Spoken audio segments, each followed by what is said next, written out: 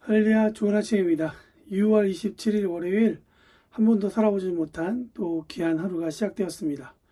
오늘도 말씀으로 우리의 삶을 주님께 의탁하고 또 주님께서 주시는 마음을 담아 순종하며 하나님의 기쁨이 되는 그런 귀한 하루를 사시기를 축복합니다. 우리 함께 사도신경으로 신앙을 고백하며 예배드리겠습니다. 전능하사 천지를 만드신 하나님 아버지를 내가 믿사오며 그 외아들 우리 주 예수 그리스도를 믿사오니 이는 성령으로 잉태하사 동정녀 마리아에게 나시고 본디오 빌라도에게 고난을 받으사 십자가에 못 박혀 죽으시며 장사한 지 사흘 만에 죽은 자 가운데서 다시 살아나시며 하늘에 오르사 전능하신 하나님 우편에 앉아 계시다가 저리로서 산자와 죽은 자를 심판하러 오시리라. 성령을 믿사오며 거룩한 공예와 성도가 서로 교통하는 것과 죄를 사하여 주시는 것과 몸이 다시 사는 것과 영원히 사는 것을 믿사옵나이다. 아멘. 여러분, 월요일 아침이 밝았습니다. 어떤 분에게는 월요일이 정말 기대되고 정말 신나는 날이 될 것입니다. 좋은 것을 경험하고 또 좋은 것을 경험하길 기대하는 마음이 있어서 정말 주일이 끝나고 난 다음에 맞는 이 월요일을 어서 빨리 시작했으면 좋겠다 라고 하시는 분도 계시고, 또 오랫동안 좋지 않은 경험들을 지속적으로 반복하여 경험하신 분들은 또 월요일 되면 어깨가 무거워져서 이 월요일 정말 돌아오지 않았으면 좋겠다 라고 생각하는 그런 분도 계실지 모르겠습니다.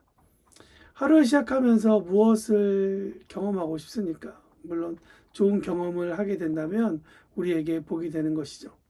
사실 우리의 삶은 체험의 연속입니다. 우리의 소원과 기도 대부분이 좋은 것을 체험하기를 바라고 있죠. 그러나 우리의 삶은 마음먹은 대로 좋은 것만을 체험하는 것은 아닙니다. 의도하지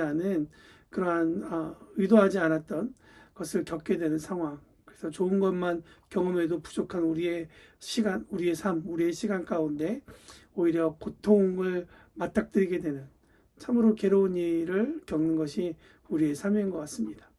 이 고난에 대해 성경은, 그리고 하나님은 어떤 관심과 태도를 갖고 계신지 데살로니가 후서 1장을 통해 우리가 함께 나누었으면 좋겠습니다. 데살로니가 후서 1장을 먼저 들으신 분들, 오늘 지호 형제의 아주 멋있는, 아주 좋은 목소리로 우리가 말씀을 들었는데요. 데살로니가 후서 1장을 보시면 고난이라는 단어가 등장하고 있는데요. 이 단어는 신약성경에 42번이나 기록된 헬라어 파스코를 해석한 단어입니다. 이 파스코라는 단어는 감각 또는 어떠한 인상을 체험하다, 특별히 고통스러운 일을 맞닥뜨리다라는 그런 의미를 가지고 있습니다. 특히 예수님의 십자가와 죽음, 그리고 그분의 백성들이 그 예수님의 도를 따라감으로써 치르는 의미 있는 대가성 고난을 바로 파스코라는 고난이라는 단어를 사용하게 되는 것입니다. 대가성 있는 고난. 그러니까 이 원인이 없으면 결과도 당연히 일어나지 않는 그러한 일이라는 것이죠. 예수님도 또한 예수님의 백성들 그리고 제자들도 대가성 고난을 받고 살았다는 것이 복음서, 그리고 오늘 데살로니가 후서에 기록된 증거입니다. 그 대가는 무엇이었을까요? 오늘 5절 하반부 말씀에 보면 이렇게 써 있습니다. 하나님께서는 여러분이 고난을 겪는 것을 통해 하나님 나라에 들어갈 자격을 얻게 하십니다. 여러분, 이 대가는 그리스도의 도를 따르는 사람들이 겪는 고난, 즉 도를 따르기 때문에 발생하여 겪는 고통과 맞닥뜨리는 일을 설명하고 있는 것입니다. 데살로니가 교회가, 그리고 데살로니가 지역에 살고 있었던 수많은 성도들이 겪는 고난은 이미 그들에게 먼저 보낸 편지 데살로니가 전서 4장 1절에서 말하고 있는 것처럼 하나님을 기쁘시게 하며 살아가도록 가르친 바울의 가르침을, 하나님의 말씀을 따라 그렇게 살았기 때문에 그들이 겪고 있는 일이었던 것입니다. 데살로니가전서 2장에 말하고 있듯이 당시 문화권에 속한 하나님 없이 살았던 사람들처럼 데살로니가 교회 사람들도 살 수 있었음에도 불구하고 그들이 예수님을 믿고 난 다음에 그들은 더 이상 그 데살로니가 도시의 분위기 그리고 그 문화를 따라 살지 않고 복음을 받아들이고 그리고 그 다음에 그 감동에 성령의 인도하심에 순복하여 살았기 때문에 그들 가운데에는 고난이 찾아오게 되는 것이죠. 고난이 발생하게 된 것이죠. 다른 것 때문이 아니라 무엇이라고요? 주님의 복음, 예수님의 가르침을 따라 그저 그대로 곧이곧대로 말씀에 따라 살아가는 것, 그것이 바로 고난을 겪은 사람들, 그들의 모습이었던 것입니다. 그들의 모습을 하나님은 어떻게 보고 계십니까? 1절과 2절 말씀을 봅시다.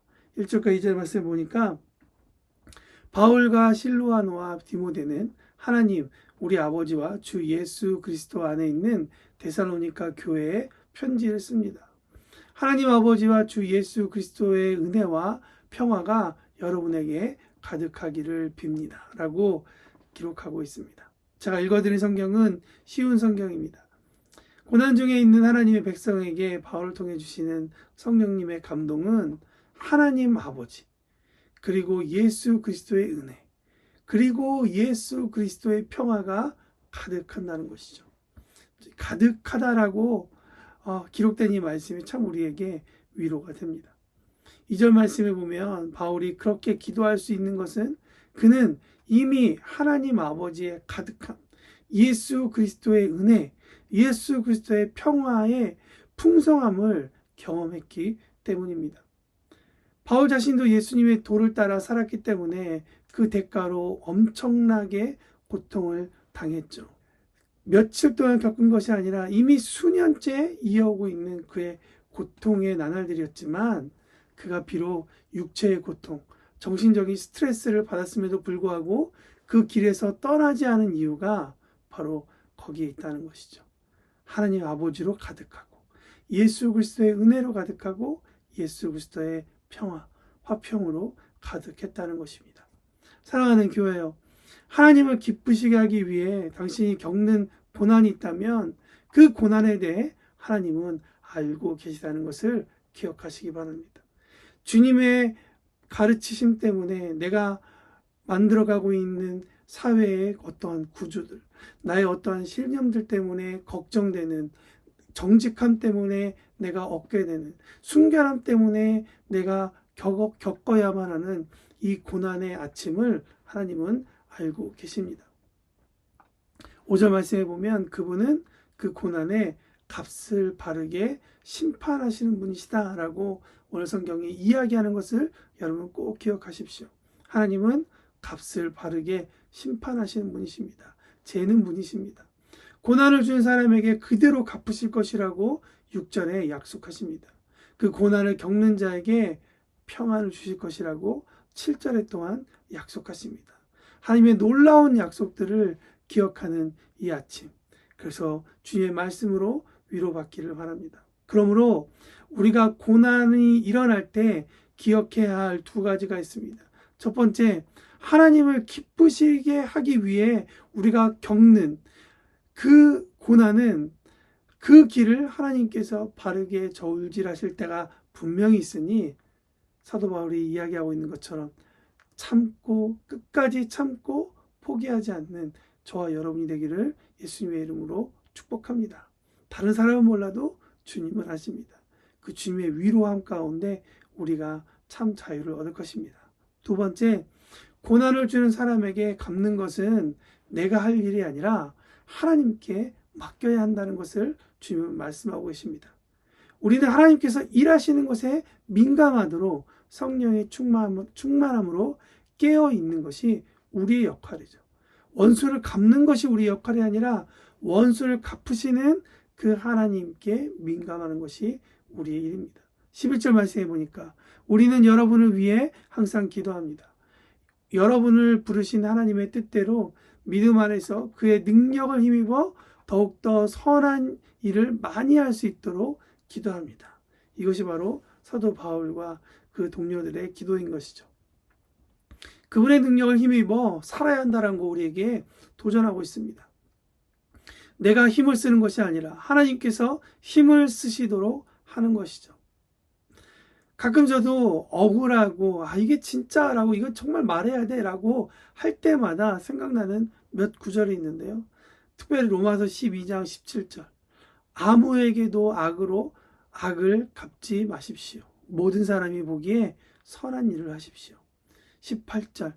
여러분 쪽에서 할 수 있는 일이라면 모든 사람과 더불어 화평하게 지내십시오. 사랑하는 여러분, 여러분이 직접 원수를 갚지 말고 하나님의 진노에 맡기십시오. 성경에 이렇게 기록되어 있습니다.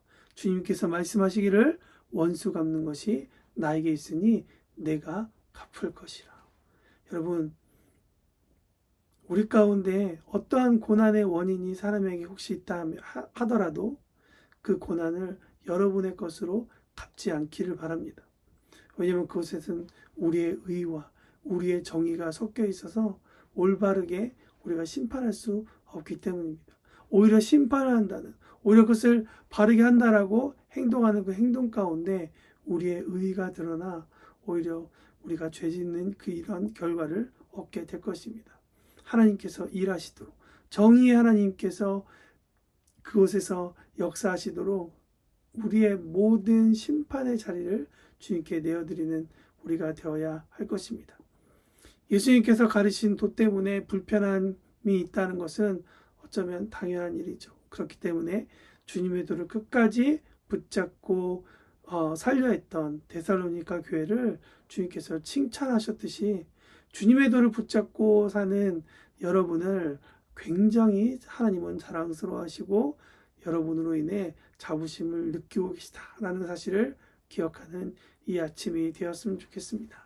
이 말씀을 기억하며 오늘 우리가 겪는 하나님의 기쁨을 위한 고난에 함께 참여하는 하루가 되었으면 좋겠습니다. 고린도후서 12장 10절 말씀인데요. 그러므로 내가 그리스도를 위하여 악한 것을 능욕과 궁핍과 박해와 곤고를 기뻐하노니 이는 내가 약할 그때에 강함이라. 오늘 주님께서 우리에게 일하셔서 우리의 약함을 오히려 자랑하고 노래하게 하는 놀라운 아침이 될 것입니다. 고난 중에 있는 분들이 계시다면 오늘 이 말씀으로 크게 위로함 받으십시오. 고난 중에 있는 이웃이 있다면, 가족이 있다면 소망의 말씀으로 이 말씀을 나누십시오. 그래서 하나님께서 그 가운데 은혜와 평강의 하나님이 되도록, 하나님이 역사하시도록 우리의 삶을 귀한 통로로 사용되는 우리가 되었으면 좋겠습니다. 오늘 그 일을 위해서 함께 기도했으면 좋겠고요. 또 우리 청년들을 위해 기도하는 월요일입니다. 우리 청년들 가운데 하나님의 놀라운 일들이 많이 펼쳐질 것입니다. 특별히 오늘 말씀에 있는 것처럼 자꾸 무언가를 많은 것을 포기해야 한다고 청년 시대에 포기해야 된다고 사람들의 입 가운데 또 미디어 가운데 그렇게 이야기하고 있는데요. 그럴 때에도 하나님을 붙잡고 나아가는 주님의 청년들은 포기가 아니라 오히려 하나님께 매달리고 하나님께 동참하는 그러한 삶이 되어야 할 것입니다. 우리 청년들이 고난 가운데 그대로 포기하는 것이 아니라 주님께 달려가고 주님께 의탁하고 주님 안에서 새로운 희망을 품을 수 있는 그러한 아침이 될 수 있도록 우리가 함께 기도했으면 좋겠습니다. 그런 하루를 위해서 함께 기도로 나아가겠습니다. 기도하겠습니다.